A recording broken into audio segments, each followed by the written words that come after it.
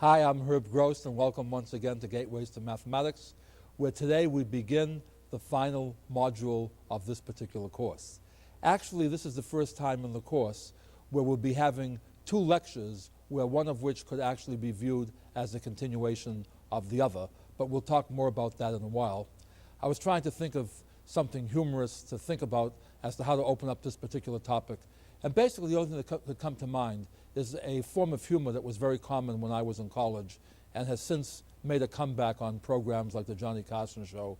And that's the ones where somebody gives you the answer and you're supposed to make up the question. Remember those, like, if the answer is chicken sukiyaki, what was the question? And the question is, name the only living Japanese kamikaze pilot. If the question is 9W, if the answer is 9W, the question is, do you spell your last name with a V, Herr Wagner? And I like these little funny stories because this is exactly what the relationship is between arithmetic and algebra. That basically the difference between starting with the question and giving the answer and starting with the answer and reconstructing the question is one way to look at how arithmetic and algebra are related. And that's what I'd like to discuss with you in our session today. So let's go over to the board. And let me just pick a hypothetical situation with you. Let's suppose I'm a geography teacher, and I want to test to see if my class knows that Sacramento is the capital of California. And the way I'm going to test is by filling in the blank, okay? So I say, blank is the capital of California. You see what I've done here is I've left out the name Sacramento and replaced it by a blank. Now, of course, I could have worded the problem differently. I could have left out California and put in Sacramento. I could have said Sacramento is the capital of blank. Both of these statements, when filled in correctly, are going to say what? Sacramento is the capital of California. But do you notice that one of these two forms is psychologically easier to answer? See, look at the idea here. In this particular form, the only proper noun you see is California. And when you see California, you don't necessarily think of Sacramento. You might think of San Diego, you might think of Los Angeles, San Francisco, a whole bunch of places, but not necessarily Sacramento. On the other hand, when you see Sacramento as the capital of blank, you say, gee, I didn't know that Sacramento was the capital of anything. But seeing as it's in California, I think it's a pretty good bet that that's what it's the capital of. So my guess is, if two teachers were testing their class on the same information, and one gave the question in the form of 1 and the other in the form of 2, the teacher who gave it in the form of 2 would have looked like the smarter teacher because her class would have scored higher on this. By the way, there's a third version that's much more complicated, and that is you leave the two nouns, the two proper nouns in, but you leave out the non-proper noun. In other words, what you could also have said was what? Put in Sacramento and California, leave out the word capital, and say Sacramento is the blank of California. And now what this does is something that we're going to be very interested in. This forces the student to derive a relationship between Sacramento and California, where the relationship in this case is the capital of. Now, what does all this have to do with mathematics? And the answer is that in the same way that forms 1 and 2 here were two different ways of seeing whether a student knew that Sacramento was the capital of California, we also do the same thing in arithmetic. Look, let's suppose the same arithmetic teacher now wants to test to see if the student knows that 8 plus 3 is 11. One way of wording the question is to say 8 plus 3 equals blank. Another way of wording the same question is to say 8 plus blank equals 11. In both cases, when the blank is filled in properly, we have 8 plus 3 equals 11. But notice that psychologically, the first one is probably easier for the student than the second one, because the first one looks like an addition problem, and it is an addition problem. The second one looks like an addition problem, but it's really a subtraction problem. In fact, if you had a calculator and didn't even know what addition meant, you could do the first problem just by saying what? 8 plus 3 equals, and the answer would light up. But you couldn't do the second one that way. And you may recall in our last lecture, I mentioned to you that one difference between arithmetic and algebra in terms of a calculator was that if you can do the whole problem just by reading it directly with no translation and get the answer on the calculator, that's arithmetic. But if you have to do some inversions, that's algebra. Now, there are a few things that we do in algebra that are a little bit different than fill in the blank. For one thing, we don't usually use the blank. It's not important as to why we don't use the blank. That will become clearer as we go along. Usually we use a letter of the alphabet to stand for the blank. A typical algebra problem might look like this. Find the value of p if 8 plus p equals 11. And you know, so many times in this course, we have talked about a second language. And one of the reasons that mathematics is hard is for the same reason that it's hard to keep track of what's going on in soap operas sometimes. There are so many subplots going on that it's hard to keep track of the main action. There are so many different languages taking place within mathematics that it's hard to become, you don't have to be bilingual or trilingual. There's probably about 15 different languages that you sometimes are keeping track of in one course. And basically, you see, when you say find the value of p, if 8 plus p is 11, can you visualize the person that says p is a letter of the alphabet? It's not a number. But p is used here the same way as the blank is used here. In other words, when you say find the value of p when 8 plus p is 11, that's the same as saying fill in the blank, 8 plus blank equals 11. The part that's interesting about algebra is that we use a new strategy. You see, up until now, I've been trying to teach you that when you see 8 plus blank equals 11, you have to remember that that means what? Blank equals 11 minus 8. Just like we introduced dimensional analysis to find an easy way to keep track of things, algebra does the same thing for us. See, what we say in algebra is something like this.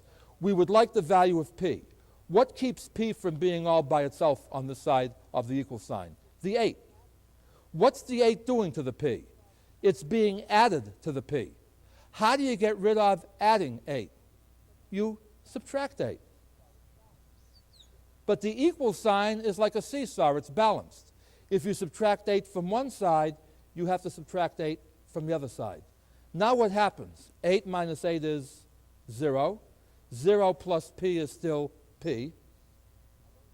And 11 minus 8 is 3.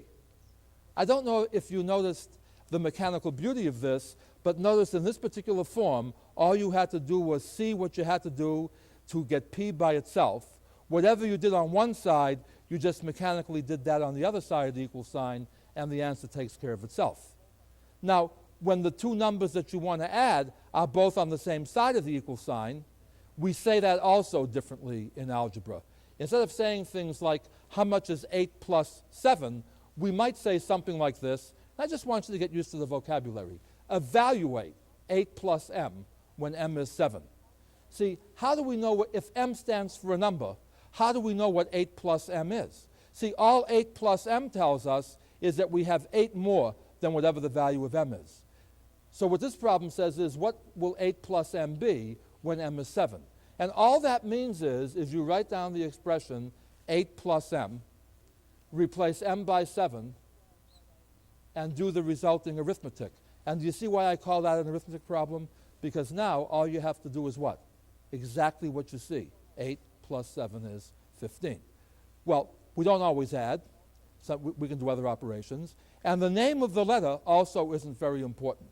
Let me give you another example. Evaluate 7 times t when t equals 4. See, what this says is t stands for a number, and what are you going to do that number? You're going to multiply it by 7. What will the answer be?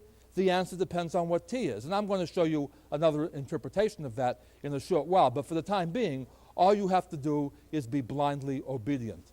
All this says is evaluate 7 times t when t is 4. So all you do is you take t, replace it by 4. When t is replaced by 4, this reads what? 7 times 4, which is 28. Okay? Now, there is one agreement that we make. You see, when we write the letter x, we don't know whether it's a letter of the alphabet or whether it's a time sign. And usually it's clear from context which one you mean. But if we're going to use letters of the alphabet to stand for numbers, then the x becomes confusing. So the agreement that we make is, because x looks like a letter of the alphabet, we prefer to write 7t. See, the 7 is just next to the t here, or else you put the t in parentheses to emphasize it, rather than 7 times t. Now, I don't know if this makes sense to you, but there is an easy way to remember this. I don't know if you ever thought about it this way. Suppose I write down 7 apples. What arithmetic problem is implied by this phrase? Do you know? You say, what do you mean arithmetic problem? I'm just counting the number of apples. No, this can be viewed as a multiplication problem. See, you have 7 apples. That means you have what? 1 apple 7 times. See, 7 apples is what? An apple 7 times. See, we're already assuming that when a letter stands next to when a number stands next to the noun, it's already a form of multiplication. See, 3 pencils is 1 pencil 3 times. But I'm not going to get into that. I just want you to visualize that particular idea. So in other words, when I say evaluate 8q when q equals 6, that means to replace q by 6. But what does 8q mean? See, 8q means 8 times q. So all you do is replace the q by 6, and the answer is 48. The reason I cringe about teaching this is if you really wanted to be technical, can you visualize a student not knowing any better and in good faith saying something like, I'll replace q by 6. And now the answer is 86. See, the point I want you to see is that this is not a place value numeral. When a number appears next to a letter, that's an abbreviation for multiplication. In an arithmetic problem with letters, if no arithmetic symbol appears, it's understood to be multiplication. Now, once you learn this, you still have problems. The same old problem that we always have, namely reading comprehension. See, in this problem, I said, find the value, evaluate 8q when q is 6. See, that's not an algebra problem. Watch where the algebra comes in. In problem number 5, I say, find the value of q if 8q equals 40. See, if 8q equals 40, how much is q? Well, remember, 8q means 8 times q. The q is a letter that takes the place of a number, so it's really a glorified blank. So this looks like what? 8 times blank equals 40. This looks like a multiplication problem, but it's really what? Division, so the answer is 40 divided by 8, and that would be q, okay? Now watch how the algebra works here. See, again, in this form here, you say, look, the thing I want is q by itself. What's blocking the q? What keeps the q from being all by itself over here? It's the 8, isn't it? What's the 8 doing to the q? Since there's no arithmetic sign between the 8 and the q, the 8 is multiplying the q. How do you undo multiplying by 8? You divide by 8. If you start with 2, multiply by 8, then divide by 8, you're back to 2 again. See, to undo multiplying by 8, you're going to divide by 8. And in terms of the language of common fractions, that means you put 8 in the denominator. But this is still a seesaw, isn't it? It's balanced. If I divide by 8 on one side, I have to divide by 8 on the other side. The 8's now cancel. I wind up with q on this side. 40 over 8 means 40 divided by 8, which is 5. And you see that all we're doing so far is discovering a new language for doing the same things that we were always doing. And by the way, I want to emphasize this new language to you because it's quite powerful. I want you to learn to use it. It's a very simple thing to use, but it still requires reading comprehension. I want you to notice the difference between whether the 8 is multiplying the q or whether the 8 is being added to the q. See, problem number 6 says, find the value of q if 8 plus q is 40. And in terms of fill in the blank, replace the q by a blank. That says 8 plus blank equals 40. What's the value of the blank? So doing it the way we were doing it before this lecture, you would say this looks like an addition problem, but it's really a subtraction problem, and the answer is 40 minus 8, which is 32. But the algebra way doesn't even make you think that much. What it says is, look, you want the q by itself. What's blocking the q from being by itself? The 8. What's the 8 doing? It's being added to the q. See, you have to still read. How do you undo adding 8? You subtract 8. But if you subtract 8 from one part of the balance, you have to subtract 8 from the other part of the balance. The 8's drop out. You wind up with q equals what? 40 minus 8, which is 32. And that's precisely the same reasoning that you used before. See, so are you with me so far?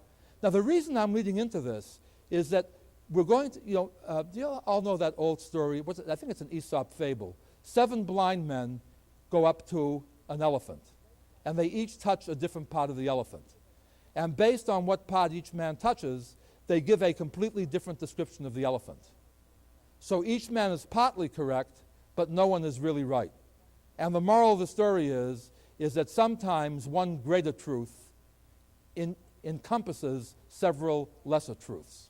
And the same thing happens when you try to define mathematics. Mathematics, for justifiable reasons, means different things to different people. There is no short, pithy phrase that you can give in 25 words or less that defines what mathematics really is. But there are standard uses of mathematics that are very, very important. And one of the definitions of mathematics that's used very often in technology, in science, in lots of places, is that mathematics, and here's a big word in here, but don't worry about it, is the quantitative study of relationships. See, in mathematics, not only do you study relationships, but you measure them. For example, if I were to take this pen, and the producer makes me pay for all the ones I break, so I'm just going to pretend to do this one. If I take this pen and I drop it, it doesn't take much insight to see that as that pen falls, it falls faster and faster.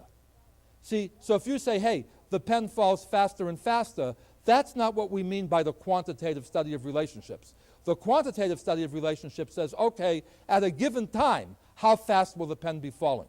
See, what is the formula that will relate the time that the pen has been falling to how fast it's falling? That's what we mean by the quantitative study of relationships. So if you have studied any subject in which you have seen a graph, you have studied the quantitative relationship between various concepts. And that's the thing that we're going to emphasize here. And let me start off in a way that shouldn't frighten you. I'm going to start off with what I call just a verbal situation. I say to you, I don't know what number I want you to pick, so I'll just call it P. I say start with some number P. Well, what number is P? It's whatever number you want to start with. You start with P. I say to you, multiply by 3. Then I say add 5, and I say whatever answer you get, you call that C. Now, how hard a problem is this? For example, suppose I start with 7. I pick P to be 7. I multiply by 3, what do I get? 21. I add 5, I get 26. So if I start with 7, the answer is 26. Is there anybody who had trouble following me do that? Of course not. You just read this thing. You might say, what made you pick 7? Why didn't you pick 11? Could I have picked 11 if I wanted to? If I started with 11, I multiply by 3 gives me 33. I add 5 gives me 38. And so now the answer would be 38. Well, so what? You see, obviously, I get a different answer depending on what number I began with. But the important thing is, there's nothing threatening about this, is there? See, let me give you some insight here. You say, who would ever play a game like this? Didn't you do this when you were little kids? These little number riddles, pick a number, add 2, multiply by 3, subtract 4, add your father's age, what's your answer? Then you tell the person how old their father is. Well, we're not doing it for that reason here. What I want you to see is that this is precisely how the study of relationships is done. Let's suppose you're ordering cheese from a cheese catalog, and the catalog says something like this: $3 a pound plus $5 for shipping and handling. Suppose you wanted to buy 7 pounds of cheese. Under the command, it's going to be $3 a pound plus $5 for shipping and handling. How do you figure out what it's going to cost you? You start with the number of pounds. I even picked P to stand for pounds. How many pounds did you pick? 7. You multiply by 3 because it's $3 a pound, isn't it? So 7 pounds are going to cost you $21. Then you add 5 because that's the shipping and handling charge. So if you're going to buy 7 pounds of cheese from this catalog, it's going to cost you $26.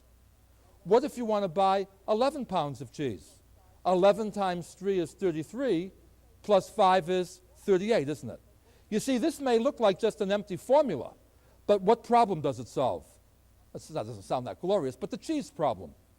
How much will P pounds of cheese cost? See, P for pounds, C for cost, if it's $3 a pound and $5 for shipping and handling.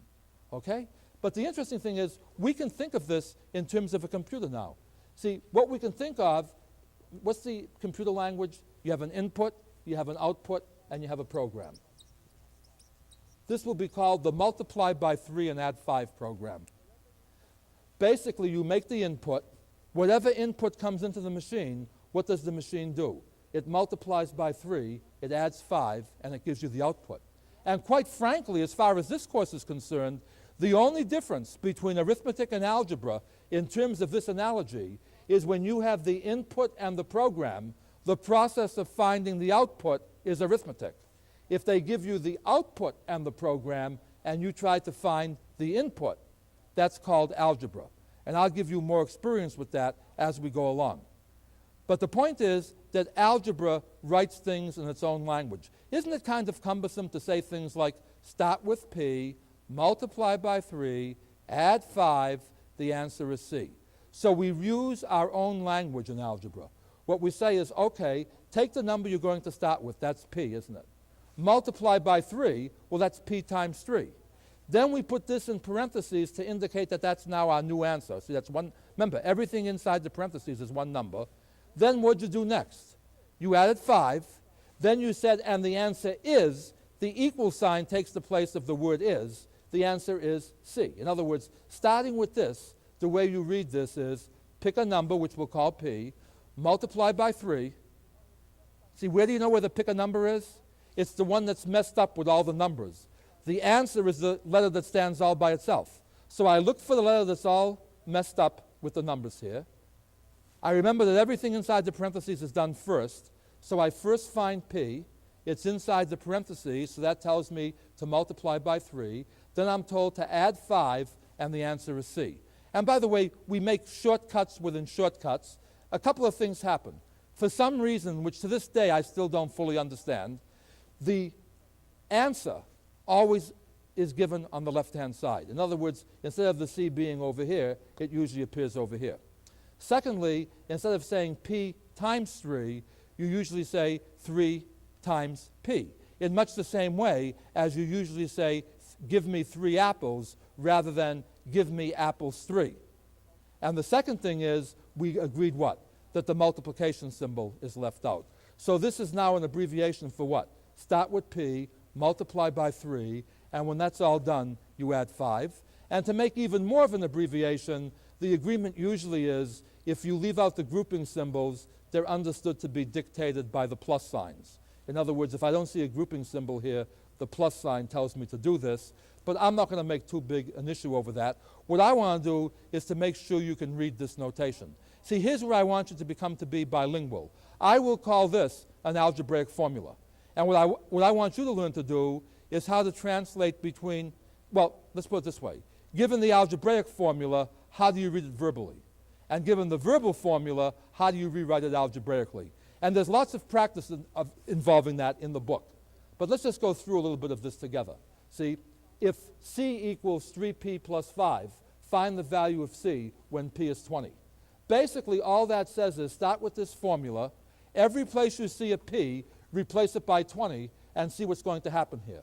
See, what happens over here is, if I start with 20, see, 3 times 20 is 60. 60 plus 5 is 65.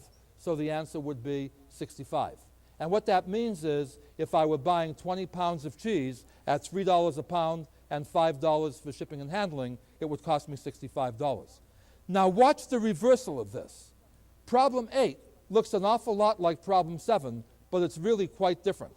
It says if C equals 3P plus 5, find the value of P if C is 20. You see, what I do now is I give you the value of C and ask you to find the value of P.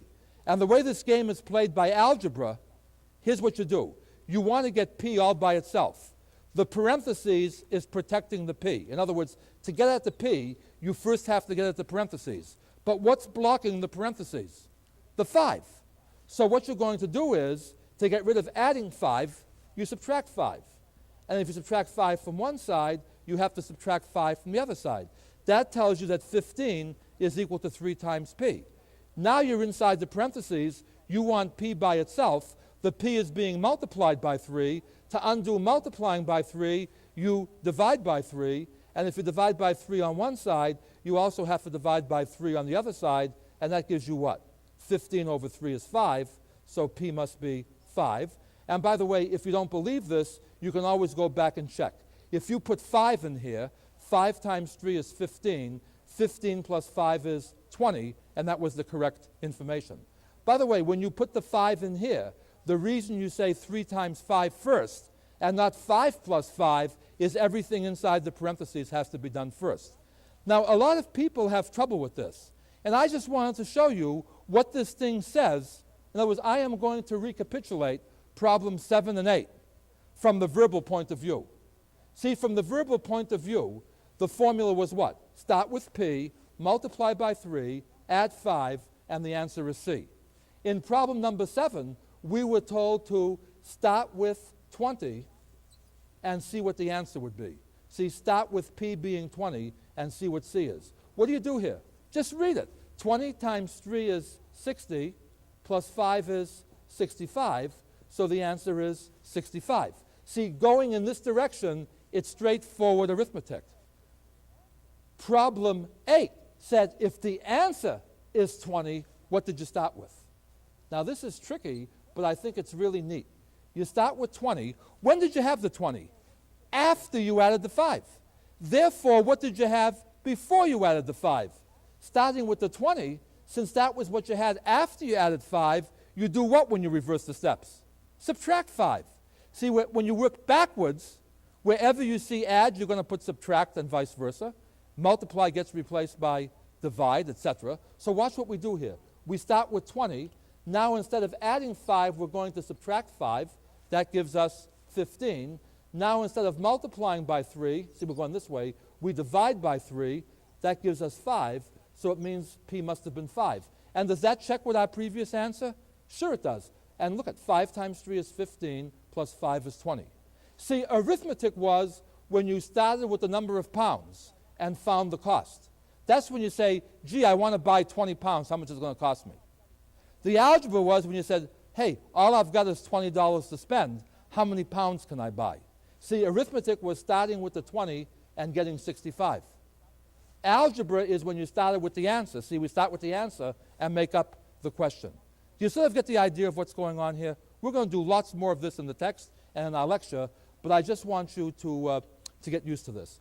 And I want you to get used to just reading things this way. Look at problem number 9. It says, using the information below, find the value of p.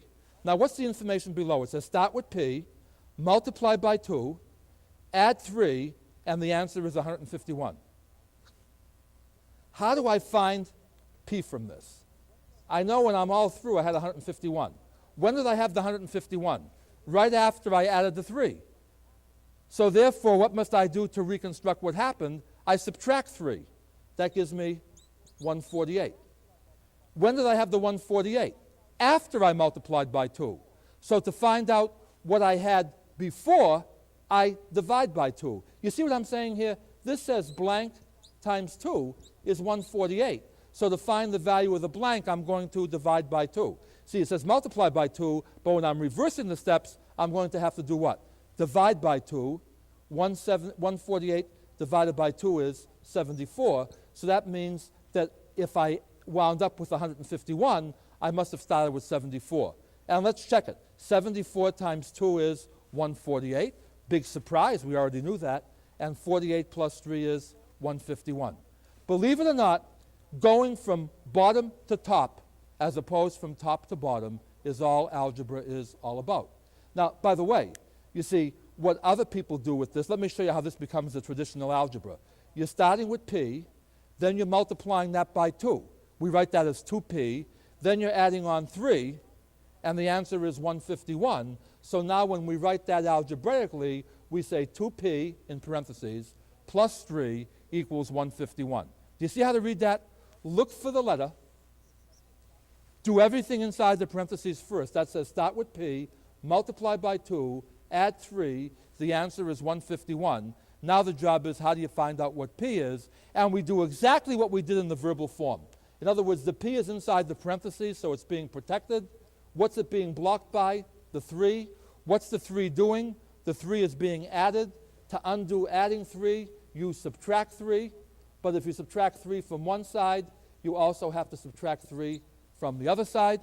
So now you have 2 times p is 148. You want p by itself. The 2 is spoiling that. What's the 2 doing? It's multiplying the p. So to get rid of it, you divide by 2. If you divide by 2 on one side, you have to divide by 2 on the other side. So the answer is 74. And again, for people who think that algebra is just meant as a mental exercise, which, by the way, wouldn't be the worst thing in the world either. You know, people sometimes say to me, where am I going to use algebra in the real world? Well, if he's a ball player, I say, tell me, you're a football player. I've said this to my own son. Show me once in a football game where you do push-ups. He says, Dad, we don't do push-ups in a football game. I say, so why do you practice them? He says, because the push-ups give me the strength to do what I'm supposed to do in the game.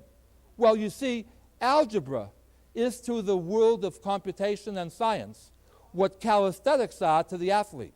The algebra teaches you the mental alertness, the skills that one needs to solve the problems in the real world. Okay? That's the only motivation I have to give you. But the important point is, look at this problem here. A catalog office candy at $2 per pound, plus $3 for shipping and handling. How many pounds can you buy for $151? That's exactly the problem we just solved over here. You see, what's this? The number of pounds is p. 2 times p plus 3 equals 151. See, that's why I want you to have some skill with this. And let's just practice one more to see if you've got the knack of this. Number 11 says, translate the following. 2, open parentheses, see, start the parentheses, p plus 3, see, c equals 2, open parentheses, p plus 3, close parentheses, translate that into a verbal formula. Now, what's the trick to this? Look for the letter that's scrambled with the numbers. See, the letter that stands by itself, that's going to be the answer.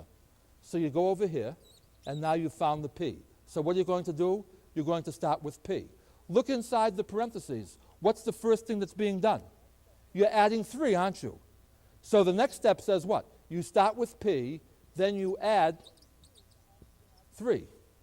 What do you do after you add the 3? There's a 2 outside the parentheses. What's the 2 doing? There's no arithmetic symbol, so it must be what? Multiplication. So what do we do next? We multiply by 2. And be very careful about this. See, don't say, oh, I think I'll multiply by 2 first. Remember, everything in the parentheses has to be done first. And so you're going to add the 3 first. In fact, if you multiply by 2 first and then add the 3, isn't that the candy problem we just did? I don't know if you realize that, but if you change the order of steps 2 and 3, you also change the answer. Look, suppose I started with 8 here. If first I add 3 and then I multiply by 2, what will I get? 8 plus 3 is 11, multiplied by 2 is 16. Is that right? No. 8 plus 3 is 11, multiplied by 2 is 22. Now suppose I reverse the steps. 8 multiplied by 2 is 16, plus 3 is 19. In other words, if I go this way, the answer is 19. Why does it make a difference? Because in this case, once I add the 3 on, it's also being multiplied by the 2. So the order of the steps here is very important. But I want you to learn to just play around with this stuff. So in other words, that verbal formula states what? C equals twice p plus 3. Now, if I said to you, find the value of c if p is 74, all you're going to do is what? Replace p by 74 over here. Then you do everything inside the parentheses first. You say 74 plus 3 is 77. 2 times 77 is 154. And isn't that exactly what you'd be doing over here? If you start with 74, you add 3 gives you 77, multiplied by 2 gives you 154. Now, suppose we reverse the process. Suppose I give you the answer first, then I ask you to find the question. See, problem number 13 says, if c is equal to twice the quantity, p plus 3, find the value of p when c is 50. So you replace c by 50, now you have to find the value of p. This is tricky. I'm going to show you some things over here. First of all, everything inside the parentheses is sacred. You don't touch the parentheses till you unblock it. What's blocking the parentheses here? The 2. what's the 2 doing? It's multiplying the parentheses. So to undo it, we're going to divide by 2. But if you divide by 2 on one side, you have to divide by 2 on the other side. 50 divided by 2 is 25. If 25 is p plus 3, what keeps the p from being by itself now? The 3. What's the 3 doing? It's being added. To undo adding 3, you subtract 3. But if you subtract 3 from one side, you also have to subtract 3 from the other side. That gives you that p is equal to 22. And by the way, if we can just come back to the other board for a second, I'd like to show you that as abstract as this looks, that's exactly what you were doing over here. Look, suppose I say to you, start with p, add 3, multiply by 2, and the answer is c. To say replace c by 50 means this. Let's go and reverse our steps. We start with 50. As we work backwards, instead of multiplying by 2, we're going to divide by 2. That gives us the same 25 that we had over here. Now it says what? Add 3, but we're reversing the steps. So instead of adding 3, we're going to subtract 3, and there's the same 22 that we got this way. And remember, nice versus necessary. A lot of people will tackle this problem and they say, well, I'm going to do it a different way. Since the 3 is being added to the p, I'm going to subtract the 3. I just told you that whatever is inside the parentheses is being protected by the 2. Let me show you what happens here. If you subtract 3 from 50, you get 47. That's fine. Here's the trick over here. This is not really a 3, because by a distributive property, isn't the 2 multiplying both the p and the 3? See, this is really 2p times 2 3s. You can't just cancel the 3's this way. This is really what? 2 times 3 is 6. And when you subtract 3 from 6, you're still going to have 3. You see, you've got to be very careful here. If you do want to get rid of the parentheses, you can use the distributive property and say this is the same as 2p plus 6. Then you can subtract 6 from both sides to get 44, then divide both sides by 2 to get 22. But again, we're going to have lots of practice with that. And the other thing that I wanted to show you that I think is real fun this way is how complicated problems can be done one step at a time. Here's a very complicated recipe. I don't even know if we can get it into one shot, but it doesn't matter. It says start with x, add 4, multiply by 6, subtract 3, multiply by 2, subtract 18, divide by 12, and the answer is y. And problem number 14 says, referring to this whole list of commands, see, referring to that verbal formula, what is y when x is 7? So what do we do here? We just replace x by 7 and do what we're told. 7 plus 4 is 11. Multiply by 6 is 66. Subtract 3 gives me 63. Multiply by 2 gives me 126. Subtract 18. I hope I don't make too many careless mistakes over here. That gives me 108. Divide by 12. That gives me 9. So if I start with 7, the answer is 9. Not 9 like in no, 9 like in 9, okay? Now, the reverse problem says, referring to the same formula, verbal formula, what is x if y is 7? That says now you're starting with 7 and you want to find out, in other words, if the answer was 7, what was the question? And as complicated as this looks, if you just take your time and don't panic, you can reconstruct this thing. See, when did you get to 7? After you divided by 12. So to undo this, you're going to do what? Multiply. See, going this way, you're just going to do you're going to do the inverse operation. Instead of dividing by 12, you're going to multiply by 12. 7 times 12 is 84. Instead of subtracting 18, you're going to add 18. 84 plus 18 is 102. Instead of multiplying by 2, you're going to divide by 2. 102 divided by 2 is 51. Instead of subtracting 3, you're going to add 3. 51 plus 3 is 54. Instead of multiplying by 6, you're going to divide by 6. Is that right? 54 divided by 6 is 9.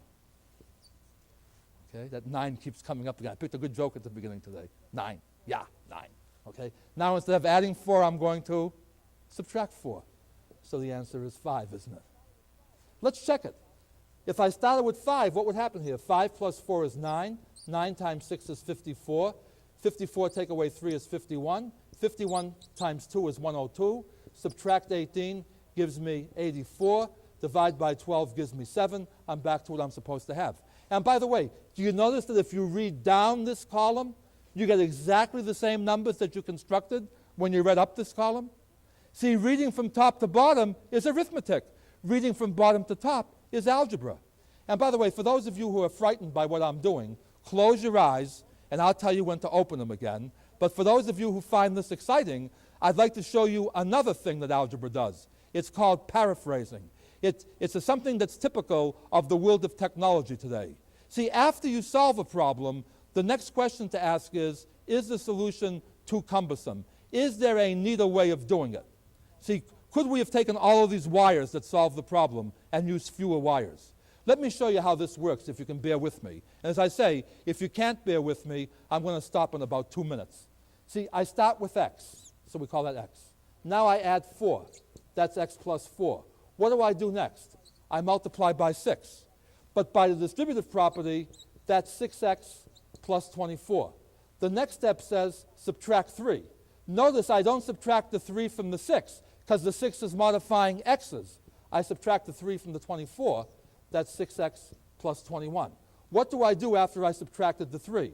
I multiply by 2. Using the distributive property, that's 12x plus 42. And by the way, if this seems hard for you, don't worry about it. That's what algebra is all about. If the only thing there was to algebra is what I'm showing you in Module 12, we'd be all through with all the courses. But anyway, let's just go on over here. After we multiply by 2, we're going to subtract 18. See, not from the 12x, but from the 42. That gives me 24 over here. That's 12x plus 24. Now what I'm going to do is to divide by 12, but dividing by 12 is the same as multiplying by 1/12. Use the distributive property again. 1/12 times 12x is x, and 1/12 of 24 is 2. And when I get all done over here, look what I have. My input was x, my output was what? X plus 2. What simple command is x plus 2? Pick a number and add 2. I don't know if anybody picked this up, but do we have a second to go back to this? Look what happened over here. When we started with 7 and we went through all these steps, what was the answer? 9. It was the same as all we did was take the 7 and add it on 2. When we started with 5, what was the answer? 7. In other words, all these steps could have all been replaced by what? This whole mess could have all been replaced by the add 2 program. And that's another aspect of algebra. It's like a language. The University of North Carolina, I don't know if they still do it, but at one time the University of North Carolina, as part of the language requirement, the foreign language requirement, allowed students to fulfill the foreign language requirement by taking calculus. Because their feeling was, if you can get through the language of mathematics, that's every bit as valid an experience from a structural point of view as going through a regular, traditional type of language. And that's one of the things that algebra helps us do. It wasn't invented to make things harder for human beings. It was invented to be the servant of people, but tradition has made us its servant. But enough about that. Let me just go through one more formula with you, and then I'll summarize how far we've come so far. You see, we haven't done that much, but we've broken new ground. And when you break new ground, it doesn't take long to become saturated. So I don't want to do too much at one time, but I do think I would like to do one formula for you that isn't that hard to handle, but plays a very important role in the metric English system. Here's a formula. I'll use computer language. Input f. So you start with a number f. First step is to subtract 32. Then you're going to multiply by 5. Then you're going to divide by 9. And the answer is going to be called C. Let me see if I can give you an example of that. Suppose I start with 77. I subtract 32. That gives me what? 45. Now I multiply by 5. That gives me 225. Now I divide by 9. That's 2, remainder of 4, that's 25. So the answer is 25. Oh, by the way, for those of you who have become veterans, what do you call the process where when you multiply by 5 and divide by 9? What one step is it when you multiply by 5 and divide by 9?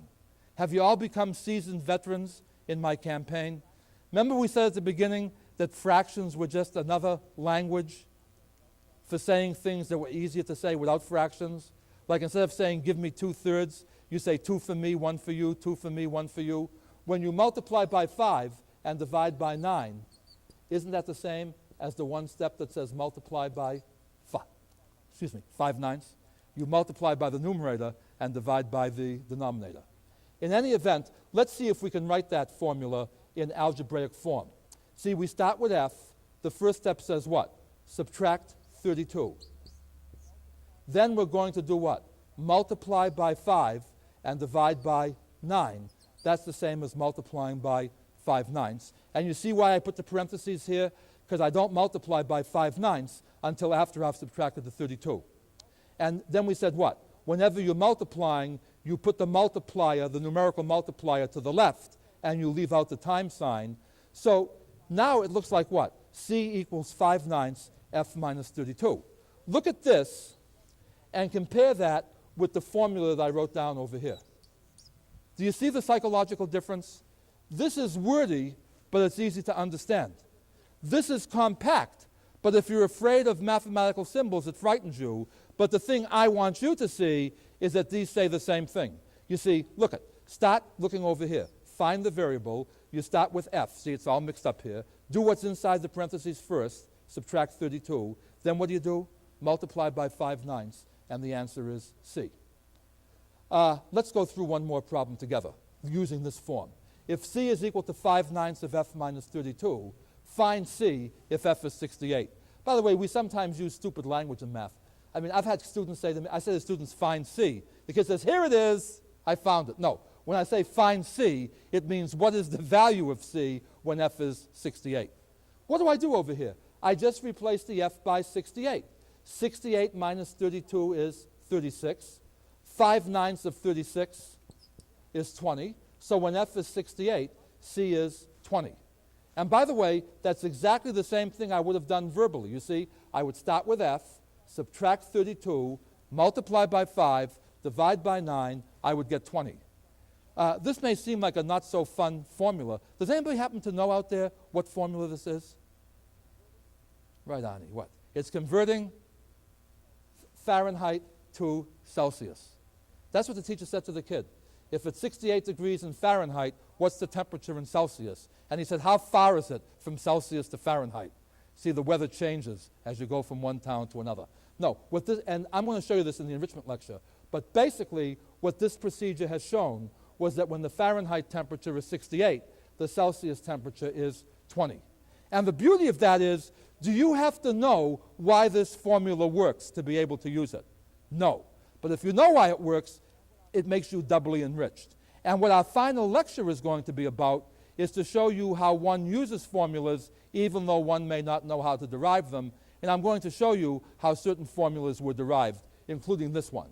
See, the inverse of this problem is you start with the same formula. If C is 5 ninths of f minus 32, find f when C is 20. In other words, now you're starting with the C being 20, and you've got to figure out what the f is. You see, it's the same old stuff again. To get at the f is inside the parentheses. To unblock the parentheses, you have to get rid of the 5 ninths. The 5 ninths is multiplying the parentheses, so to get rid of multiplying by 5 ninths, you have to divide by 5 ninths. But you should know by now that what? Dividing by 5 ninths is the same as multiplying by 9 fifths. And if you multiply by 9 fifths on one side, you also have to multiply by 9 fifths on the other. 9 fifths of 20, see 20 divided by 5 is 4. 4 times 9 is 36. So f minus 32 is 36. To find f by itself, you now have to do what? Get rid of the 32. Since the 32 is being subtracted, you have to add it. If you add 32 to one side, you have to add 32 to the other. And now you've done the inverse problem where you've shown that if the Fahrenheit temperature is 20, if the Celsius temperature is 20, the Fahrenheit temperature had to be 68.